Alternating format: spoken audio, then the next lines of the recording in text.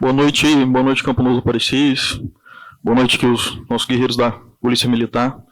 Aí, cumprimentando vocês aí na pessoa do Sargento Ivan. A todos que estão presentes aqui nesta noite, né? Vejo ali colegas servidoras que estão na função de agente educacional. Né? Boa noite a vocês, que bom que estão aqui. Poucas de vocês, infelizmente, né? Nosso amigo Júlio ali também, boa noite. Né? Hoje eu tenho algumas coisas aqui para tratar com a população. Primeiro que na última semana, a Campo Novo dos Parecis fez uma comitiva gigantesca aí, com advogados, né? Os representantes da Ordem dos Advogados aqui da OAB local, eu acho que do colegiado da OAB local, a OAB estadual também em peso, né, levou representantes. A gente foi com a senhora doutora Priscila Olson, representando aí o prefeito municipal, né, e também a gente foi o magistrado, o doutor Bruno, e essa comitiva, né, reforçada pelos membros da OAB do Estado, né, ela foi até o Tribunal de Justiça, né, lá em Cuiabá, a sede do Tribunal de Justiça. A gente se reuniu com o presidente do Tribunal de Justiça, o senhor excelentíssimo José Zuquim Nogueira, o senhor José Zuquim, né, conhecido como José Zuquim. O deputado Paulo Araújo conseguiu uma agenda aí emergencial e de forma muito, né, muito acolhedora, o senhor José Zuquim nos recebeu, né, em coisa de 10 dias, se eu não me engano, para que a gente solicitasse, junto ao Tribunal de Justiça, a abertura de uma terceira vara de justiça na comarca de Campo Novo do Parecis. Né? O que isso significa? Né? Hoje a gente tem, em Campo Novo do Parecis, cerca de 51.425 habitantes. E Campo Novo dos Parecis hoje é a 8ª maior economia do estado do Mato Grosso. A gente produziu no ano de 2025 7,9 bilhões de reais. Isso foi a nossa receita, chama Produto Interno Bruto, né? O que a gente produziu aqui no município, né? De serviços, de soja, de algodão, de milho, e a gente está de parabéns, isso é uma coisa maravilhosa, né? E, né, a 7ª economia, se eu não me engano, é Novo Mutum, produz 8,2 bilhões, né, 8,250 bilhões, né? Então, cerca de 350 milhões a mais do que a gente, né? E o que acontece, né? Campo Novo do Parecis tem 2 varas de justiça, 2 juízes, né, que julgam todos os processos judiciais que tem aqui na cidade. Isso significa o quê? Né?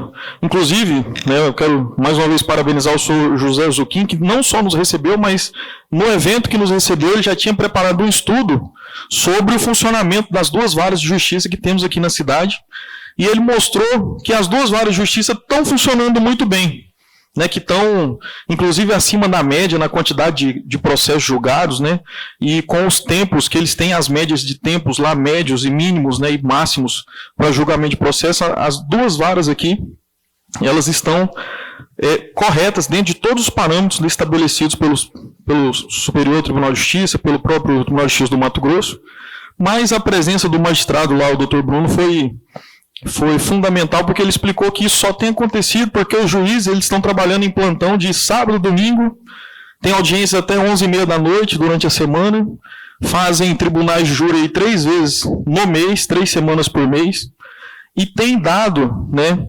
preferência, assim como determina a lei, não é uma coisa que eles têm autonomia de fazer por conta própria, a lei determina que casos criminais que envolvam prisão, que envolvam adolescentes e crianças, né, eles têm preferência de julgamento. Portanto, esses casos estão ocupando quase que a totalidade da capacidade do nosso fórum hoje, com as 2 varas presentes. E, mesmo assim, os juízes têm trabalhado com a carga horária além da carga horária normal, habitual, para conseguir estabelecer parâmetros que se adequem, né, às normas judiciais estabelecidas lá para o cumprimento da função deles. Então, só está assim porque eles estão né, praticamente nessa força-tarefa para não deixar a cidade parar. Só que quando os juízes param, né, em função e trabalham quase que exclusivamente em função de casos criminais, um setor que é o setor civil da cidade, ele é, de certa forma, penalizado, ele é prejudicado. Por quê? A justiça, ela determina que uma grande parcela, né, do nosso potencial econômico circule. Como assim? Eu vou dar um exemplo que o próprio magistrado nos trouxe, que um evento que precise ser dividido uma herança. Um familiar faleceu, aquele familiar deixou um espólio ali, uma herança, que vai ser dividida entre os familiares, né? E essa herança, ela tem que passar pela justiça. Tem um julgamento a respeito. Só que, para julgar esse tipo de coisa, e para julgar um evento criminal, a justiça obriga que o evento criminal seja prioritário, né, por uma questão de prejuízo da vítima, por uma questão né, eu imagino, né, de não cometer injustiça, né, por uma questão de, até quando tem pessoas culpadas ali que tem que ser presa, essa pessoa seja presa, seja estabelecida a pena dela, que comece a cumprir a pena, né, evitando injustiças. Então, a cidade é penalizada, pois a parte civil da cidade fica suspensa. Ele deu um exemplo de, se não me engano, Tapurá, que é uma cidade que isso aconteceu, e a cidade inteira é penalizada. E os advogados, que em sua maioria trabalham em processos cíveis, também não conseguem trabalhar, porque o advogado vai lá no fórum, o processo que ele está trabalhando não vai para frente. Então o advogado também tem limitação na sua atuação. Por isso o interesse da OAB, que na verdade é o interesse da sociedade, né? A OAB também é um órgão representativo da sociedade, e cada um de nós que tiver um interesse relacionado ao cível, se não tiver mais uma vara de justiça em Campo Novo do Parecis que consiga absorver com exclusividade esses casos criminais, nós sofreremos aí no futuro, né, bem próximo, essas consequências financeiras, né, essas consequências de irresolutibilidade de processos cíveis, de demandas judiciais cíveis, né, e também a sobrecarga, né, das próprias demandas criminais, que hoje a gente tem uma realidade muito triste, né, que é a superlotação da nossa unidade prisional. A gente tem uma unidade prisional e ela está superlotada, né. Poxa, eu sou um cara de direita, né, eu sou um cara que tem as convicções relacionadas ao viés político da direita, mas eu sou médico, a minha formação é de médico. E como médico, eu vejo o ser humano de uma forma singular, que a medicina nos proporciona isso. E não existe nenhum tipo de positividade em se amontoar pessoas dentro de um presídio e não se preocupar ali com a dignidade dessas pessoas. Portanto, é fundamental que a gente consiga melhorar a vida das pessoas que estão reclusas ali. Elas têm que pagar a pena, mas com dignidade, né? Parece um viés esquerdista, mas não tem nada a ver com isso. Se um dia você for preso, você vai entender o que eu estou falando. Eu nunca fui preso, mas muitas vezes eu estive ali no presídio, prestando atendimento, e as pessoas cometeram erros, nada justifica a gente, né, durante esse período que eles estejam reclusos, serem tratados ali como animais. Tem que ter uma visão para isso, com certeza, para que as pessoas paguem suas penas com dignidade. Né, do mesmo jeito que se eu atender uma pessoa que cometeu um delito de qualquer natureza ali no hospital, eu não vou olhar a ficha criminal dele, vou atender ele como um ser humano com a necessidade de saúde, e sempre fiz isso, graças a Deus, e sempre vou fazer, porque é a minha consciência, né? Eu não sou juiz, não sou delegado, não sou agente prisional, mas hoje sou representante da população, e inclusive das pessoas que estão reclusas e dos familiares deles, que querem que seus familiares sejam, né, atendidos com o mínimo de dignidade ali dentro do presídio. Portanto, acho que essa demanda, a gente ficou de levar mais dados aí que configurem, né, essa nossa solicitação. O presidente do tribunal, a princípio, ele não, né, o excelentíssimo José Zucchini não nos afirmou que abriria a vaga, mas ele atentou-se para a necessidade a partir dos dados que nós levamos, né, e eu creio que a gente vai conseguir sim que essa demanda seja atendida, porque é uma necessidade. A sexta economia do Mato Grosso, se eu não me engano, Lucas do Rio Verde. A sétima, que é Nova Mutum. E a quinta, que eu esqueci qual que é agora, cada uma delas tem 5 varas criminais e Campo Novo, que é a 8ª, tem 2 varas criminais. E ainda falando, né, entre as 10 primeiras, Sapezal, que é a 10ª, tem 1 vara criminal. Então, a gente não consegue que a cidade se estabeleça e que exista uma justiça plena, uma justiça que organize os parâmetros sociais, se a gente não conseguir essa 3ª vara aqui para Campo Novo do Parecis, né? E agradecer ao deputado Paulo Araújo, nosso deputado estadual, que conseguiu essa agenda, e mais uma vez Sua Excelência, o senhor José Zuquim, que é o presidente, né, do Tribunal de Justiça do Mato Grosso. Tenho também que, infelizmente, falar sobre o nosso hospital municipal, né? É com muita tristeza que eu comunico a vocês que eu descobri que os pacientes estão sendo operados ali de forma eletiva, né? Cirurgias de vesícula, cirurgias de hérnia, que antes eram feitas por videolaparoscopia. Para quem sabe, tem gente que fala que é laser, mas não é laser, aqueles furinhos na barriga, né? Agora estão sendo feitas cirurgias abertas. Qual é a justificativa para isso? Simplesmente não vejo justificativa. Inclusive, o contrato irregular que está vigente agora, né, que vai ter que ser apreciado esse contrato o quanto antes, esse contrato aumentou o repasse para o hospital. Né? Aumentou o repasse, era um contrato de cerca de 2.200.000 e poucos mil reais, foi para 2,5 milhões cravado, mais alguma coisa que vai ter de aditivo lá, mas restringir que a população tenha acesso à cirurgia videolaparoscópica, o que significa isso aí?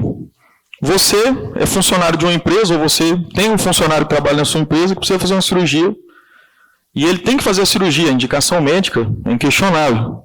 Se ele fizer uma cirurgia de vesícula aberta, aquela pessoa vai ficar aí, o gringo me falou 90 dias, mas no mínimo aí 30 a 45 dias, né, gringo? Se tiver, né, alguma complicação, muitos dias a mais. Essa pessoa está fora do mercado de trabalho, essa pessoa, né, vai gerar custos aí para Seguridade Social, né?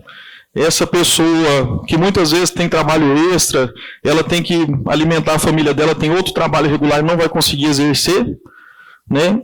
E enquanto você faz uma cirurgia por vídeo, em 15 dias você já está ativo de novo, retorna às suas atividades, consegue trabalhar.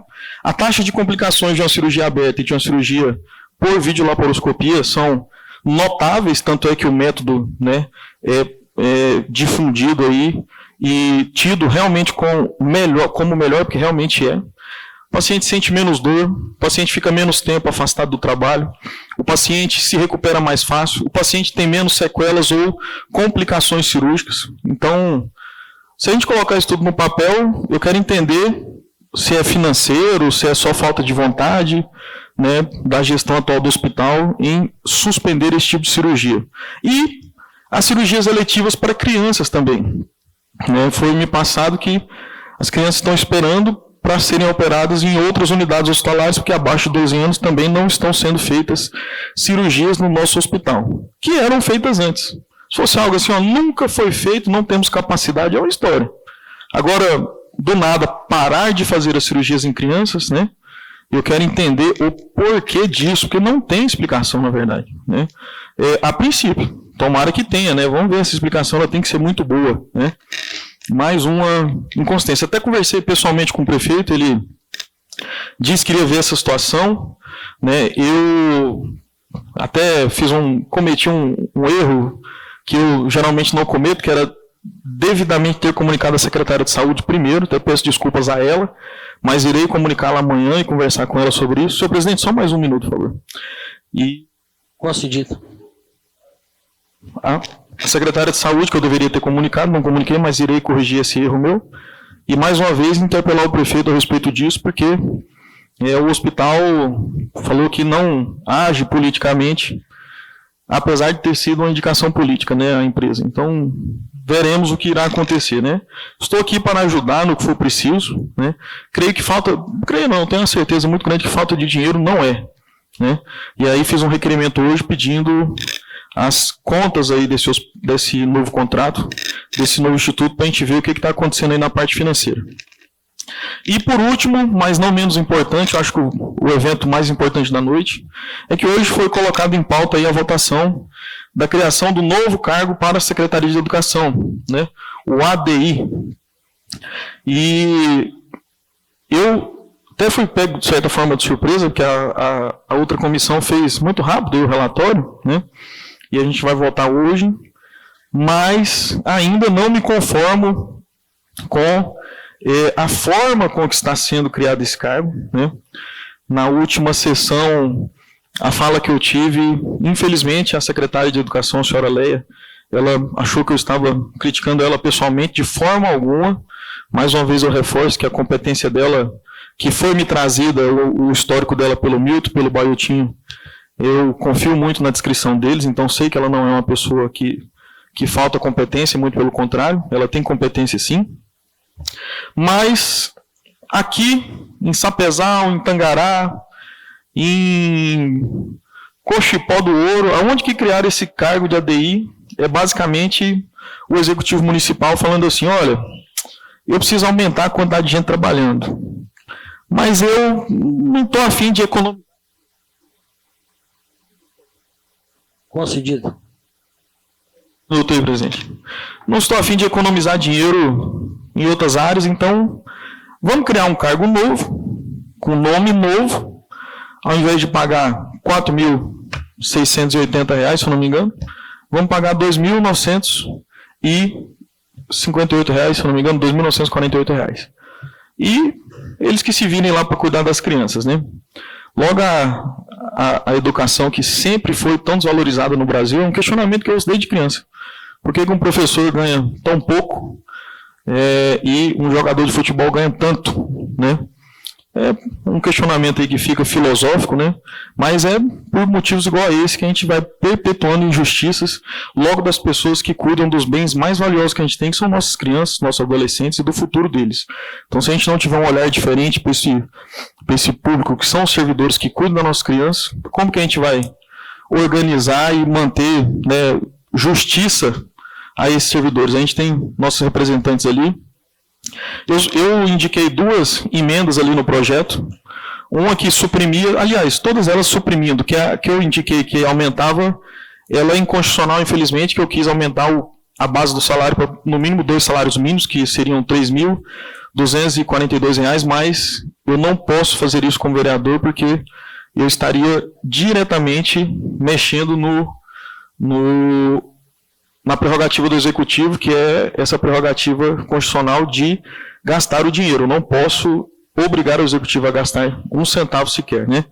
Então, as medidas que eu solicitei de alteração, as emendas, são suprimindo os artigos 8º e 9º, relacionados a funções que o agente educacional tem, que auxilia em crianças com deficiência, de qualquer natureza, deficiência que prejudique, né, ou qualquer déficit que prejudique o aprendizado, e também do técnico de apoio educacional também que atua, o Executivo precisa que eles atuem de forma administrativa, mas eu acho que restringir essa atuação, quando necessário, em crianças com algum tipo de déficit ou de deficiência, não vai prejudicar as crianças, muito pelo contrário, né, já que a gente está falando aqui de aumentar a capacidade de atendimento dessas crianças, restringir legalmente que profissionais atuem, né, na área das crianças com algum tipo de necessidade especial, não tem nenhum ganho no meu ver, né? E tem um parágrafo único ali no artigo 10A dessa lei, que é o projeto de lei 40, que está exposto, né, de uma forma que apenas restringe, né, o ADI de, no futuro, né, ele pleitear o piso salarial do magistério, né, que é uma lei federal que foi aprovada agora em janeiro, mas que ainda está em discussão em todo o país e que vai ser apreciada ainda com certeza. Era só isso, né? Deus abençoe a todos, uma boa semana, fiquem com Deus. Tá? E durante a semana, só para pontuar, senhor presidente, eu vou levar junto ao Ministério Público, após a resposta do requerimento, fiz um requerimento na última sessão, questionando o Executivo sobre um contingenciamento de gastos que foi relatado quando nos foi apresentado o projeto, aqui, tá? Uma coisa também, aliás, a senhora Leia me ligou hoje, ela é uma pessoa de uma educação Mais meio minuto. Isso. Só, senhor presidente, uma queixa aqui para os vereadores, agora meus colegas, tá? A senhora Léa Mirmigol, ela é uma pessoa de uma educação ímpar. Ela, o trato na fala, extremamente educada. Mais cedo, fui à secretaria da Câmara, solicitei que pedisse a antecipação do envio da resposta do requerimento, porque o requerimento que eu fiz há 15 dias atrás, esse requerimento não tem nada para se caçar, são coisas objetivas. É o que já foi feito, põe no papel e envia para a gente. E o pessoal simplesmente não, só no prazo legal e ponto final, basicamente, né? Então, poxa, já falei isso várias vezes aqui, todos os membros do Executivo deveriam aprender com a senhora Léa como tratar o Legislativo, né? E de forma educada, de forma ampla e com parcerias. Não quer uma parceria? Não quer uma ajuda do Legislativo para o Executivo funcionar bem? Então, vamos ser finos no trato um com os outros, vamos ser mais compreensivos. E é uma queixa que eu faço aos vereadores aqui, que cobrem do Poder Executivo, né, essa parceria, essa atuação dinâmica, que não só fique aí nas redes sociais criticando a Câmara de Vereadores e impondo aí, às vezes, na maioria das vezes, em verdade sobre a nossa função aqui. Boa noite a todos, uma boa semana, que Deus abençoe a todos, fiquem com Deus.